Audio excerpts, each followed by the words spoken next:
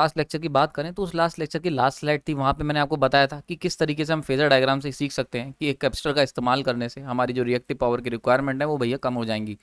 और हमने सीखा था कि जो कैपेसिटेंस की जो ज़रूरत पड़ेगी वो कितनी ज़रूरत पड़ेगी, इसको भी कैलकुलेट करा था फेजर डायग्राम के थ्रू हमने सीखा था। प्लस साथ ही साथ मैंने आपको बताया था कि रिएक्टिव पावर की इक्वेशन से भी, यानी कि with the help of reactive power Q supply equal to Q minus Q C, यानी कि आपको ये इक्वेशन भी हमने लास्ट लेक्चर में सीखी थी। और इन सब चीज़ों से बेसिकली इस लेक्चर के अंदर हमने कोशिश करी थी जानने की कि भैया अगर हमें पावर फैक्टर cos थीटा 1 से cos थीटा 2 करना है तो वो कैसे इंप्रूव होगा, कितना कैपेसिटेंस की ज़रूरत पड़ेगी, सारी चीज़ें हमने लास्ट लेक्चर के अंदर चर्चा करी थी।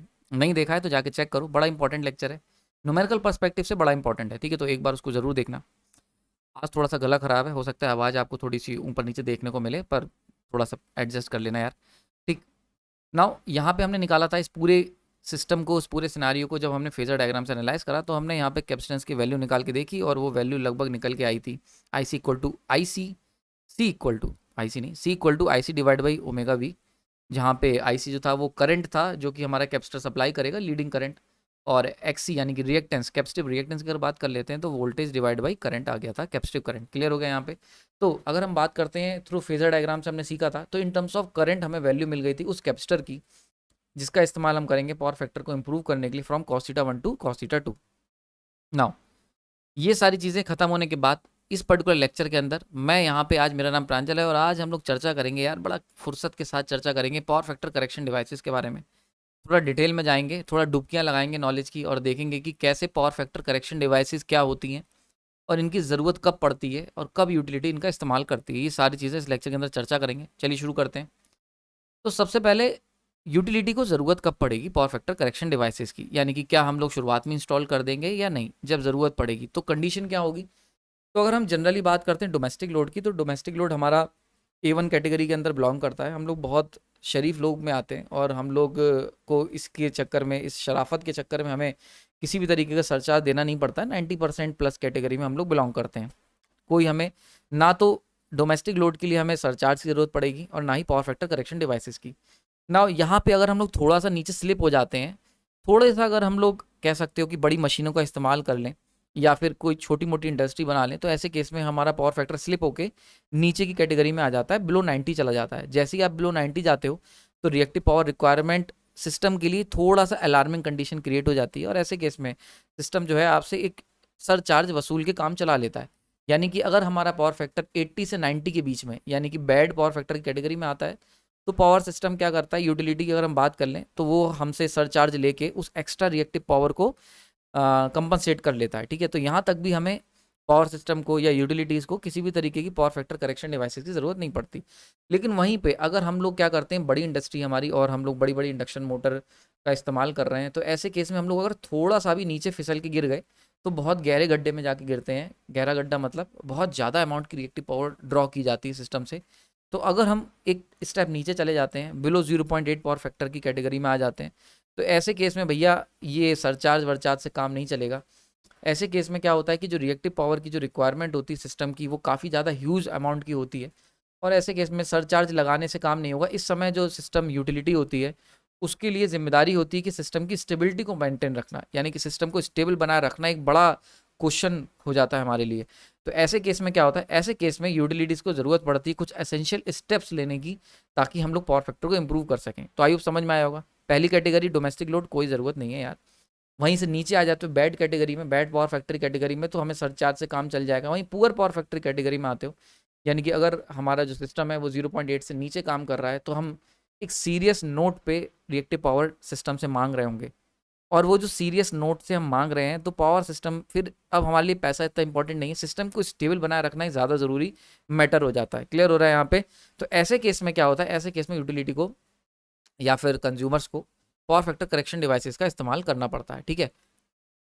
नाउ एसेंशियल स्टेप्स क्या क्या हो सकते हैं, तो एसेंशियल स्टेप्स सबसे बड़ा एग्जांपल यही है जो हमने एसेंशियल स्टेप लिया। यानी कि हम लोग क्या करते हैं, ऐसा जब भी होगा, यानी कि जब भी हम पुअर पावर फैक्टर कैटेगरी में आएंगे तो हमें एक एक एक्स्ट्रा रिएक्टिव पावर कंपनसेटर लगाना पड़ेगा। यहाँ पे क्यू लगाया हुआ है, एक कंपनसेटर डिवाइस का इस्तेमाल करना पड़ेगा जो क्या करेगी, जो लोड की जो बढ़ती ज़रूरतें हैं रिएक्टिव पावर की, उन ज़रूरतों को पूरा करेगी, ठीक है। तो ये जो इसकी ज़रूरतें बढ़ गई हैं, यानी कि ऐसी ज़रूरतें जो अलार्म बजा रही हैं यूटिलिटी के नज़र में, उन ज़रूरतों को पूरा करने के लिए हम लोग क्या करते हैं, एक एक्स्ट्रा यूटिलिटी की एक एक्स्ट्रा रिएक्टिव कंपनसेटर लगा देते हैं वहाँ पे, और इसी रिएक्टिव पावर कंपनसेटर को हम लोग कहते हैं कि पावर फैक्टर करेक्शन डिवाइस। सो अगर मैं आपसे पूछता हूँ कि पावर फैक्टर करेक्शन डिवाइस कुछ किस तरीके से सिस्टम में फिट बैठेगा, तो ये बिल्कुल ऐसा ही सिस्टम होता है जिसमें पावर फैक्टर करेक्शन डिवाइस की ज़रूरत पड़ेगी। और हम लोग क्या करेंगे, हम लोग सिस्टम के अंदर इस रिएक्टिव पावर को कंपनसेटर को यहाँ पे इस्तेमाल करेंगे। क्लियर हो रहा है? बहुत ही सिंपल है, जो हमने पीछे कई बार कई दिनों से इस पर चर्चा कर रहे थे, बस उसी को आगे बढ़ाएंगे। क्लियर? नाउ अगर हम बात करें इस पावर फैक्टर करेक्शन डिवाइसेस की, तो पावर फैक्टर करेक्शन डिवाइसेस कौन कौन सी हो सकती हैं? तो एक सबसे पहला नाम आता है स्टैटिक कैपेसिटर। स्टैटिक कैपेसिटर मतलब जो जनरली हम लोग कैपेसिटर की बात करते हैं, स्टैटिक कैपेसिटर आ जाते हैं।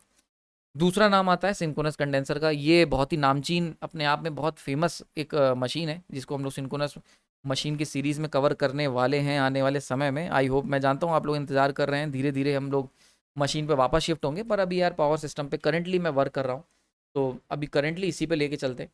तो सिंक्रोनस कंडेंसर एक पार्ट है, एक सिंक्रोनस मोटर है, एक स्पेशल कंडीशन पे ऑपरेट होने वाली सिंक्रोनस मोटर है। देन तीसरी कैटेगरी इसके अंदर आ जाती है फेज एडवांसर की। ये 3 कैटेगरी जो थे, ये पुराने ज़माने की हैं, मतलब कह सकते हैं कि 50 साल पहले भी हम इनका इस्तेमाल कर रहे थे, तो ये सारी की सारी एक पुरानी कैटेगरी के अंतर्गत आती हैं। तो एक इंपॉर्टेंट क्वेश्चन आता है, नया क्या है यार? ये सब पुराना मार्केट में अवेलेबल है, 50 सालों से हम लोग इनका इस्तेमाल कर रहे हैं, तो कुछ नया सर? कुछ नया नहीं है, नया है। नया क्या है? एसवीसी, यानी कि स्टैटिक वीआर कंपनसेटर।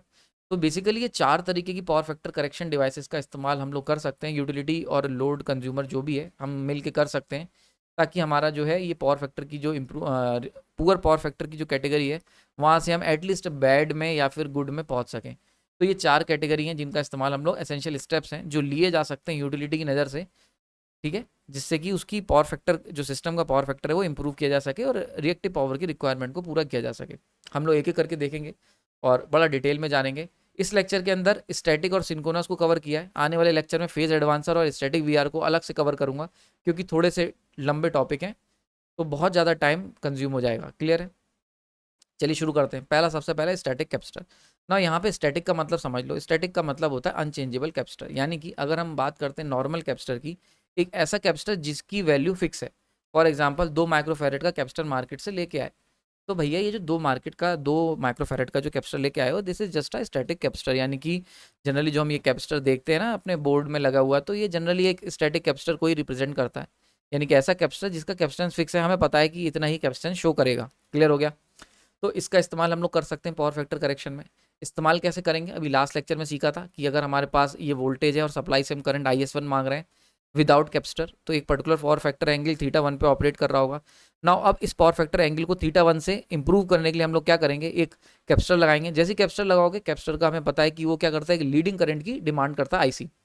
ना जैसे ही लीडिंग करंट मांगा जाएगा, तो सप्लाई से जो मांगने वाली जो नेट करंट है, वो क्या होगी, वो IC और IS1 का रिजल्टेंट होगी। तो मान के चलते हैं सर्टेन ये वैल्यू आ गई, IS2 आ गई।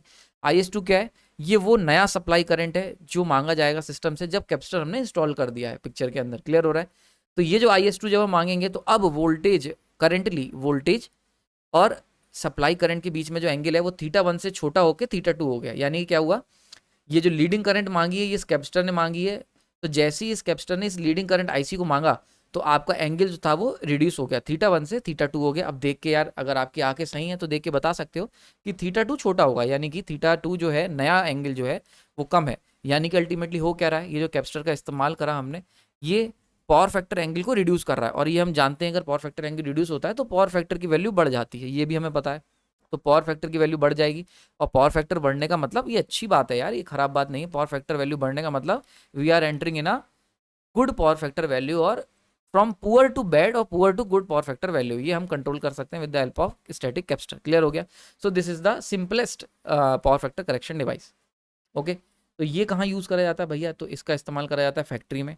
जो फैक्ट्रीज होती हैं उनके अंदर हम लोग स्टैटिक कैपेसिटर का इस्तेमाल करते हैं। एक बहुत ही कॉमन एग्जांपल है, कई जगहों पे आपने देखा होगा, फॉर एग्जांपल अगर इंडक्शन मोटर खरीद के लाते हो मार्केट से, ठीक है, तो वहाँ पर भी आपको कैपेसिटर उसके साथ कभी कभी लगा हुआ मिल जाता है। हम लोग लगा के भी देते हैं कुछ कंपनीज, ताकि लोड सिस्टम पे एकदम से ना आए, और थोड़ा सा रिएक्टिव पावर, जो इंडक्शन मोटर स्टार्टिंग में बहुत हैवी रिएक्टिव पावर मांगती है ना, वो कम मांगे। क्लियर हो गया?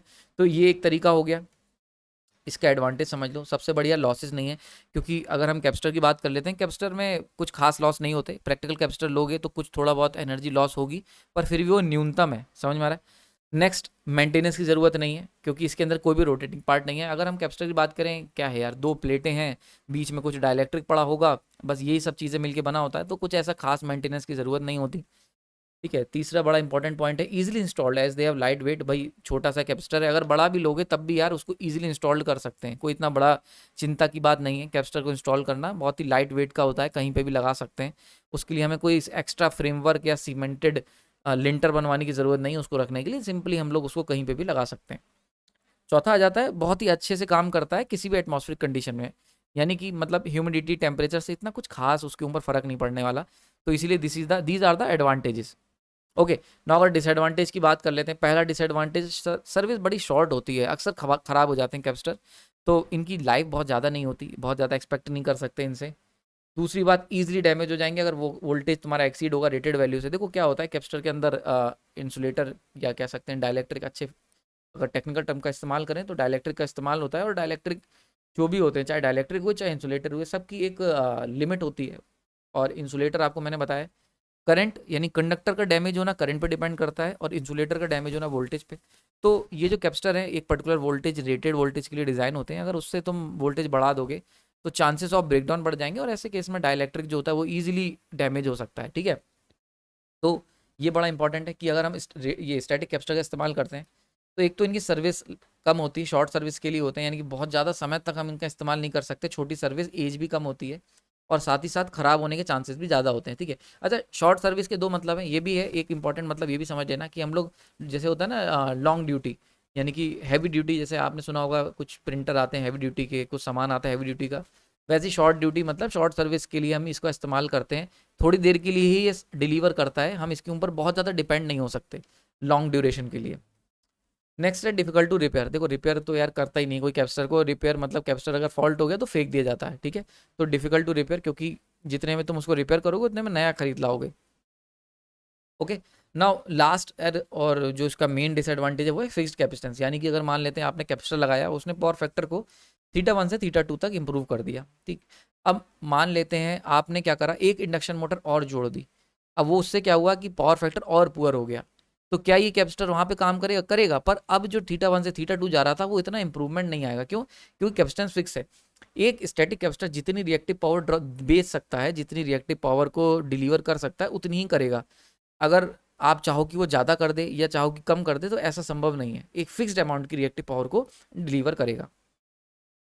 ठीक है, तो अब दूसरी तरफ चलते हैं। तो ये तो हो गया स्टैटिक कैपेसिटर, जो कि कुछ खास मज़ा नहीं आया यार इसको लेने में। ठीक है, तो कुछ नया दिखाओ। तो कुछ नया हमारे सामने आता है सिंक्रोनस कंडेंसर, और इसको जरा समझते हैं, बड़ा इंटरेस्टिंग सा कॉन्सेप्ट है।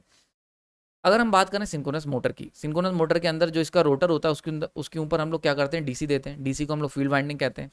इसका पर्पस क्या होता है? पर्पस होता है इस फील्ड वाइंडिंग को जैसे ही हम एनर्जाइज करते हैं तो एक मैग्नेटिक फील्ड जब डेवलप हो जाती है। ठीक है, और इसको हम कहते हैं एक्साइटेशन। समझ में आया? वर्ड बड़ा इंपॉर्टेंट है, कहानी ध्यान से सुनना, बहुत ही इंपॉर्टेंट कहानी है, सुन लोगे तो ज़िंदगी भर याद रहेगी। तो होता क्या है कि भाई अगर हम सिंक्रोनस मोटर की बात करें तो उसके रोटर पे हमें डीसी देनी पड़ती है, ये आपको पता होगा।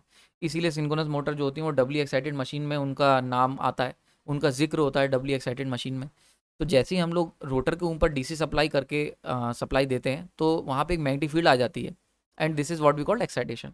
ना ये जो एक्साइटेशन का जो प्रोसेस है ये 3 तरीके से करा जा सकता है।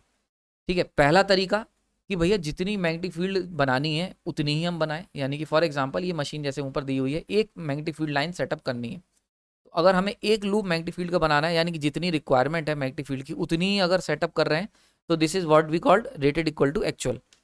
एक कैटेगरी हो सकती है कि रेटेड ग्रेटर देन एक्चुअल, यानी कि जितनी हमें चाहिए, रेटेड मतलब जितनी मैग्नेटिक फील्ड की ज़रूरत है उससे कम बना रहे हो मैग्नेटिक फील्ड।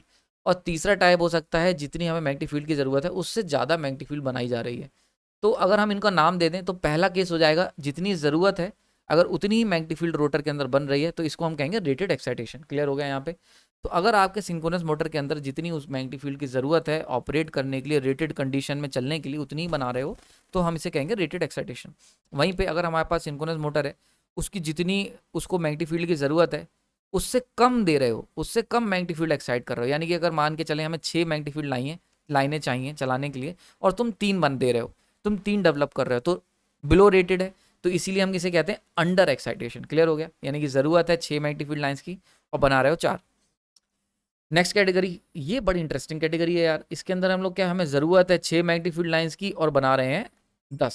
समझ में आ रहा है? So this is a special type category. And ये जो कैटेगरी होती है यहाँ पे एक्चुअल की जो वैल्यू होती है वो ज़्यादा होती है रेटेड से, यानी कि ये रेटेड जितनी मैग्नेटिक फील्ड की ज़रूरत है उससे ज़्यादा मैग्नेटिक फील्ड हम लोग डेवलप कर लेते हैं रोटर के अंदर with the help of DC. हम क्या करते हैं, डीसी वोल्टेज को बढ़ाते चले जाते हैं। डीसी वोल्टेज बढ़ाओगे तो उसकी वजह से एक्साइटेशन बढ़ेगा, करंट बढ़ेगा, करंट बढ़ेगा तो उससे ज़्यादा मैग्नेटिक फील्ड डेवलप कर लेते हैं। कोई ये बड़ा रॉकेट साइंस नहीं है, ठीक है। अब हमारा जो इंटरेस्ट है वो है इस तीसरी कैटेगरी के अंदर, यानी कि जब हम लोग जितनी मैग्नेटिक फील्ड की ज़रूरत है उससे ज़्यादा मैग्नेटिक फील्ड एक्साइट करके बना लेते हैं। तो ऐसे केस में क्या होता है, ये जो एक्स्ट्रा रिएक्टिव पावर जो तुम डेवलप करते हो, ठीक है, जितनी उस सिस्टम को चाहिए उससे ज़्यादा रिएक्टिव पावर जो होते हैं हम लोग क्या करते हैं उसके अंदर बना देते हैं। और ऐसे केस में ये जो एक्स्ट्रा रिएक्टिव पावर जो उसके अंदर आती है ये सिस्टम से ओवरफ्लो होके सोर्स की तरफ जाने लगती है। ये बिल्कुल ऐसा ही है कि जैसे हमें क्या था, फॉर एग्जांपल ये हमारे सामने एक बड़ा इंटरेस्टिंग केस है। ये जो ग्लास देख रहे हो ना, ये तुम्हारा सिंक्रोनस मोटर है। अब हमने इसे एक्साइट करा, अगर इसे पूरा भर दिया, इस ग्लास को पूरा ऊपर लेवल तक भर दिया तो हम कहेंगे रेटेड एक्साइटेशन। इस ग्लास को आधा भरा तो हम कहेंगे अंडर एक्साइटेशन। और इस ग्लास को अगर पूरा भर दिया और उसके बाद ओवरफ्लो करवा दिया तो इसे हम कहेंगे ओवर एक्साइटेशन, ठीक है। तो अब देखो इसको, बड़ा इंटरेस्टिंग केस है यहाँ पे। ये केस है ओवर एक्साइटेशन का। हमने क्या करा, ग्लास को भरते गए और ये कंप्लीट होकर देखो ओवरफ्लो हो रहा है। अब ये जो ओवरफ्लो हो रहा है ना, ये ओवरफ्लो किसका होगा, रिएक्टिव पावर का ओवरफ्लो हो जाएगा।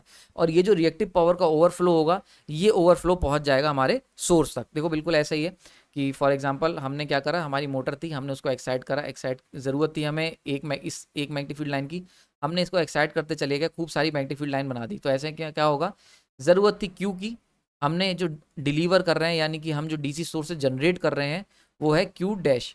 और क्यू डैश क्या है, काफ़ी ज़्यादा है। फॉर एग्जांपल मान के चलते हैं 10 यूनिट है, ज़रूरत थी 6 यूनिट की। तो ये जो 4 यूनिट जो एक्स्ट्रा आ गई ना due to DC over DC excitation, ये 4 यूनिट ये जो तुम्हारा सिंक्रोनस मोटर है ये सप्लाई करने लगेगा सोर्स की तरफ, सोर्स की तरफ। समझ में आ रहा है? तो ये जो एक्स्ट्रा, ठीक है, ध्यान से समझ में आ गया। तो ये जो एक्स्ट्रा देख रहे हो ना, supply extra reactive power back to the utility and act as a condenser. Clear हो रहा है यहाँ पे? तो ये जो एक्स्ट्रा रिएक्टिव पावर, जो एक्स्ट्रा मैग्नेटिक फील्ड तुमने बना दी है, तो देखो कोई भी मोटर होगी, एक बात ध्यान रखना, मोटर को जितनी ज़रूरत है उतनी ही वो रिएक्टिव पावर कंज्यूम करेगी। उसके ज़्यादा अगर दोगे तो ओवरफ्लो कर जाएगी, जैसा कि एक ग्लास के अंदर से पानी ओवरफ्लो कर जाता है।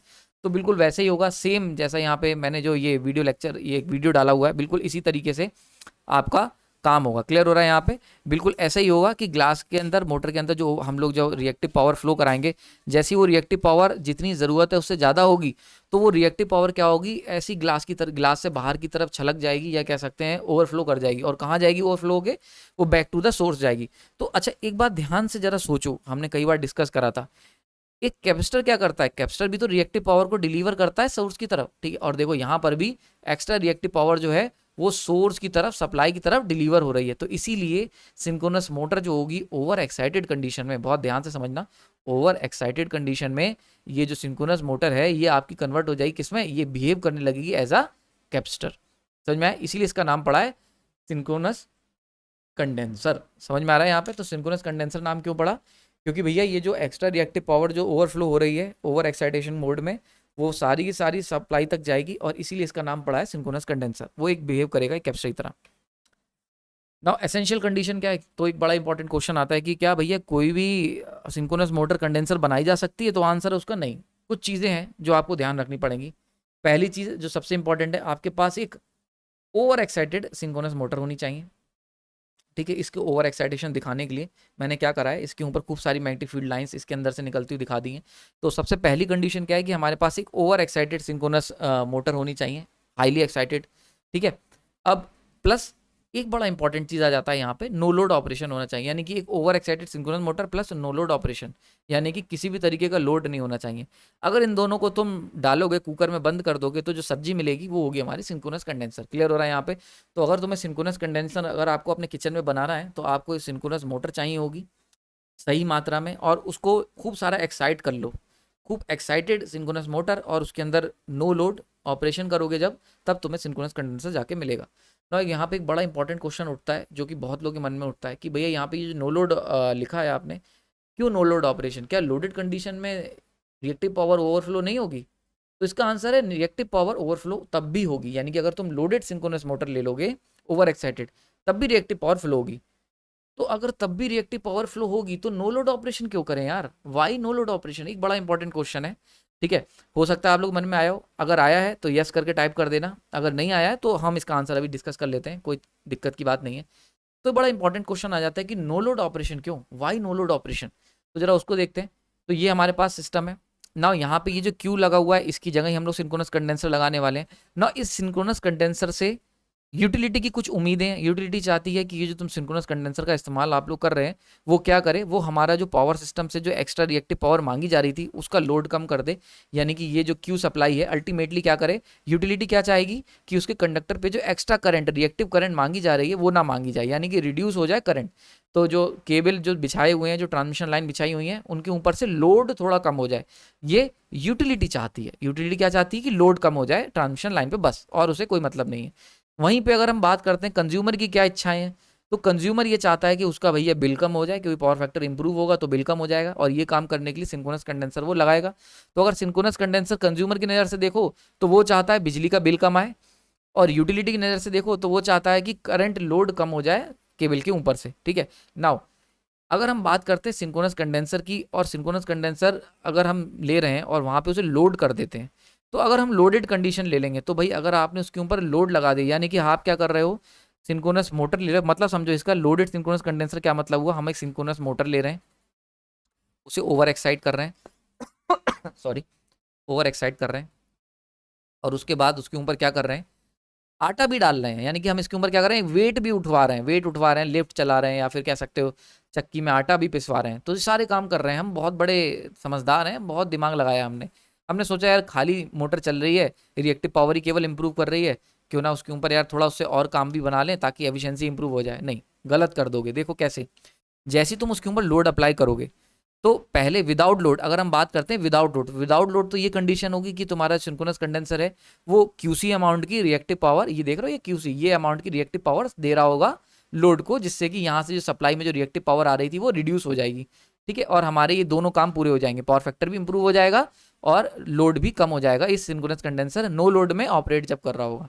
लेकिन जैसे ही हम इस पे ऊपर लोड लगा देते हैं, लोड लगाते ही ये जो सिंक्रोनस कंडेंसर है ये कुछ एक्टिव पावर मांगेगा। ये जो एक्टिव पावर मांगेगा ये कौन पूरी करेगा, ये पूरी करी जाएगी सप्लाई की साइड से, यानी कि ये जो एक्स्ट्रा एक्टिव पावर की जो रिक्वायरमेंट लोड की आएगी इसको फुलफिल कौन करेगा, इसको फुलफिल करेगा सप्लाई यानी कि सोर्स। और सोर्स इस एक्स्ट्रा जो पावर मांगेगा पी कंडेंसर मतलब जो सिंक्रोनस कंडेंसर जो एक्टिव पावर मांग रहा है। तो ऐसे केस में अगर सप्लाई की साइड से पूछोगे तो यूटिलिटी कहेगा कि अब जो टोटल नेट अमाउंट की जो एक्टिव पावर जा रही है वो कितनी है, वो P प्लस पी कंडेंसर है। क्लियर हो रहा है यहाँ पे। तो जो एक्स्ट्रा, अब देखो क्या हो गया, जो पहले P सप्लाई यानी कि पहले जो P सप्लाई थी वो P के बराबर थी, अब P सप्लाई कितनी हो गई, P प्लस पी कंडक्टर हो गई, यानी कि बढ़ गई। जैसे ही तुम एक्टिव पावर की डिमांड बढ़ाओगे due to the usages of synchronous condenser, loaded synchronous condenser, पहला केस बिल बढ़ जाएगा। क्यों, क्योंकि तुमने तो सिंक्रोनस कंडेंसर लगाया था बिल को, देखो पर्पस याद रखो यार, तुम सिंक्रोनस मोटर का इस्तेमाल कर सकते हो लोड कंडीशन, सिंक्रोनस कंडेंसर क्यों लगा रहे हो यार, कंडेंसर इसीलिए तो लगा रहे हैं ना क्योंकि बिल कम आए। उसका हम सिंक्रोनस कंडेंसर इसलिए तो नहीं लगा रहे हैं कि हम आटा पीस सकें, आटा पीसने के लिए तो सिंक्रोनस मोटर ही इस्तेमाल कर लोगे अगर मन करोगा तुम्हारा। तो हम लोग सिंक्रोनस कंडेंसर का पर्पस क्या है, पर्पस है हमारा बिल कम आना, पावर फैक्शन करेक्शन होना। तो बिल कब कम आएगा, जब कम रिएक्टिव पावर ये सप्लाई करेगा और एक्टिव पावर ना खींचे। अगर भाई एक्स्ट्रा एक्टिव पावर मांगने लग गया तो बिल तो वापस से बढ़ गया ना, लोड लगा हुआ था, अब तुमने क्या करा, जो सिंक्रोनस कंडेंसर लगाया वो भी एक्टिव पावर एक्स्ट्रा मांग रहा है, तो बिल तो तुम्हारा वहीं का वहीं रहा ना। समझ में आ रही, तो बिल बढ़ जाएगा। दूसरा पॉइंट क्या है, increase current load on the utility. ठीक है, तो यानी कि क्या होगा, यूटिलिटी का लोड भी देखो इसने बढ़ा दिया। जब आप लोडेड कंडीशन में चलाएंगे, एक्स्ट्रा एक्टिव पावर मांगेंगे तो लोड फिर से बढ़ जाएगा। समझ में आ रही बात ये। तो जो कंपनसेशन हो रही है, यानी कि जो करंट की कंपनसेशन कर रहा है ये रिएक्टिव पावर सप्लाई करके, वो कंपनसेशन को काउंटर कर देगा एक्टिव पावर मांग करके।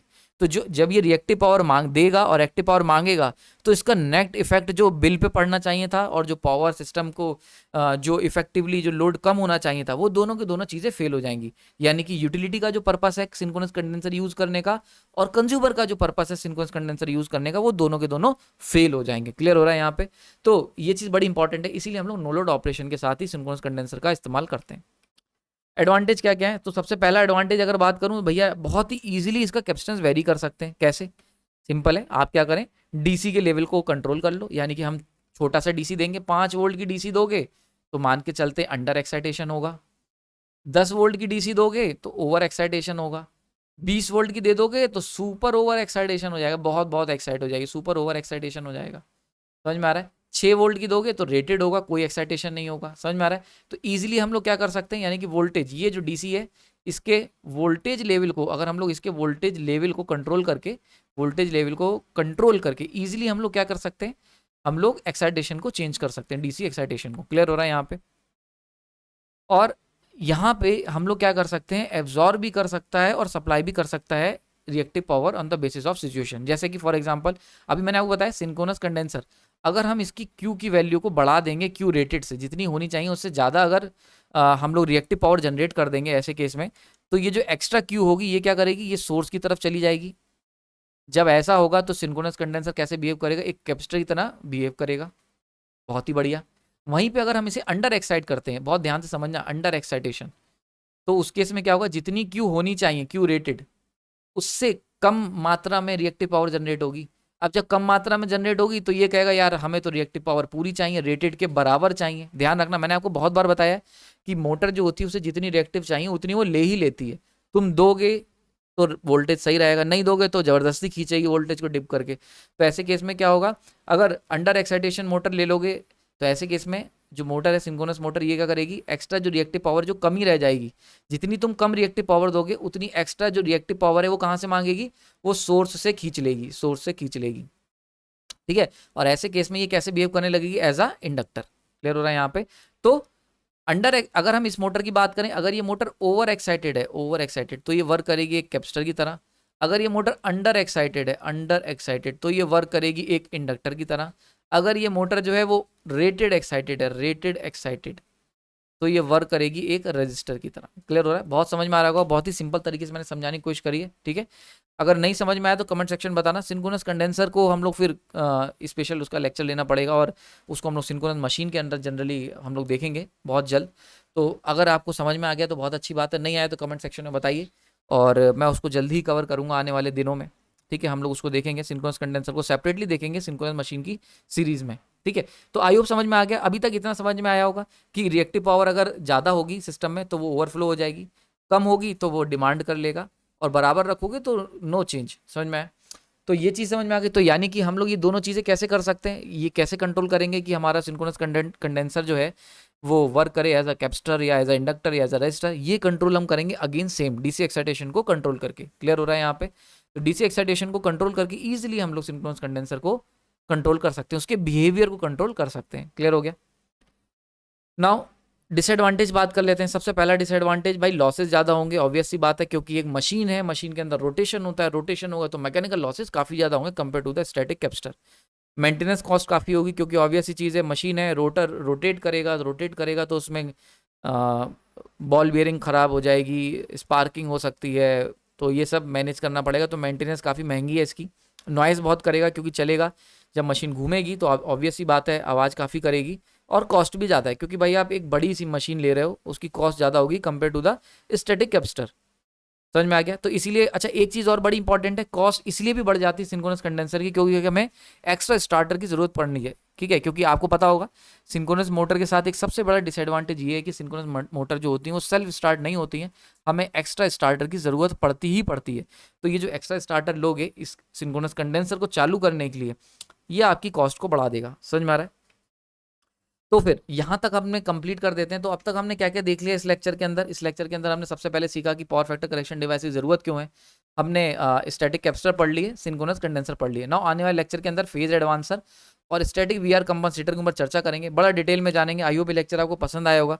कोई डाउट है तो कमेंट सेक्शन बता सकते हैं, और किसी भी तरीके की दिक्कत है, अगर अब तक पावर फैक्टर का आपने पार्ट एक भी नहीं देखा तो शुरुआत से देखो यार, एक मूवी की तरह इसको लेके चलो।